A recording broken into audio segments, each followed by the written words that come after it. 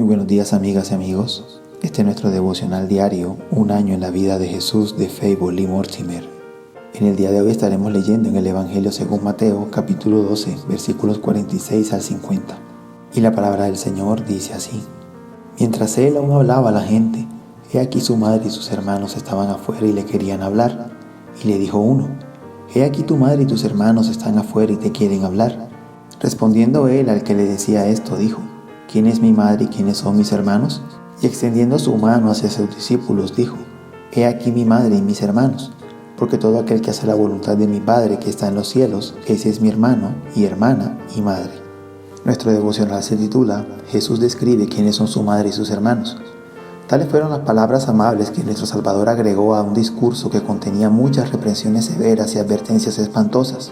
El primer discurso registrado en Mateo 11 también terminó con un dulce estímulo: Venid a mí todos los que estáis cansados y cargados. Pero el pasaje que acabamos de leer es aún más condescendiente. ¿Quién puede valorar suficientemente el honor de ser madre, hermano y hermana del Señor del cielo y de la tierra? Qué maravilloso es que pecadores como nosotros seamos elevados al disfrute de tal privilegio. ¿En qué ocasión el Salvador pronunció la bendición que acabamos de leer? Su madre y sus hermanos deseaban hablar con él, pero no pudieron acercarse debido a la multitud que le rodeaba. Por el término hermanos debemos entender no solo a aquellos a quienes llamamos hermanos, sino también parientes más distantes. Es probable que por motivos de afecto quisieran interrumpir sus labores que parecían demasiado severas para sus fuerzas. ¿Por qué Jesús no cumplió con su pedido? Porque vio multitudes de almas preciosas apiñadas a su alrededor, deseosas de escuchar las palabras de vida eterna.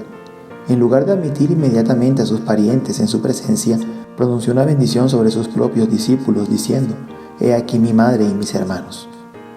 No debemos suponer que no sentía ningún respeto por su madre ni por ninguno de sus parientes, pues sabemos que le tenía tanto afecto a su madre que al colgar en la cruz le encomendó con su exhausto aliento el cuidado de su amado discípulo.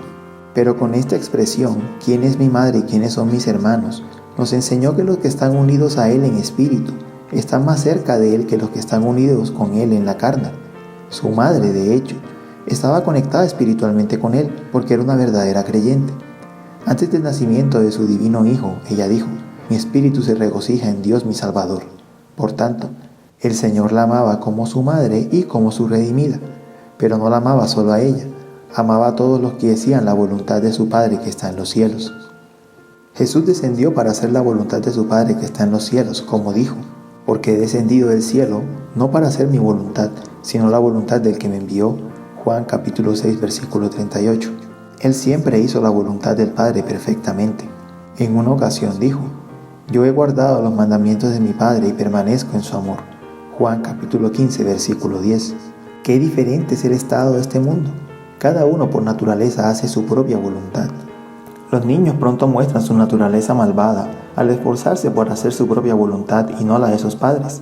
Cuando crecen y escuchan los mandamientos de Dios, no muestran inclinación natural a obedecer. Tan pronto como una persona se convierte, comienza a desear hacer la voluntad de Dios. El Salmo 119 nos muestra cuán fervientemente trató David de agradar a su Padre Celestial.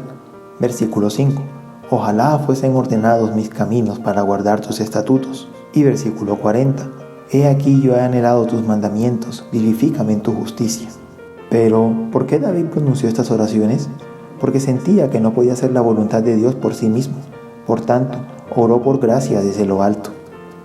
El apóstol Pablo pudo decir en Romanos capítulo 7, versículos 22 y 23: Porque según el hombre interior me deleito en la ley de Dios, pero veo otra ley en mis miembros, que se rebela contra la ley de mi mente, y que me lleva cautivo a la ley del pecado que está en mis miembros.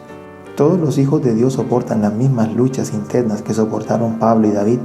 Cada uno de ellos puede decir, con George Herbert: Aunque fracase, lloro; aunque me detengo, me arrastro hasta el trono de la gracia. Pero aunque los hijos de Dios no guardan los mandamientos del Padre a la perfección, lo hacen sinceramente, tratan de cumplir su voluntad y se sienten consolados al saber que el Padre los ama. Debe haber sido un placer oírle decir en la tierra: He aquí mi madre y mis hermanos. Cuán entrañable fue esa actitud cuando extendió las manos para señalar los objetos de su amor. Llegará el día en que cerrará a su familia redimida en sus brazos eternos y declarará: He aquí mi madre y mis hermanos.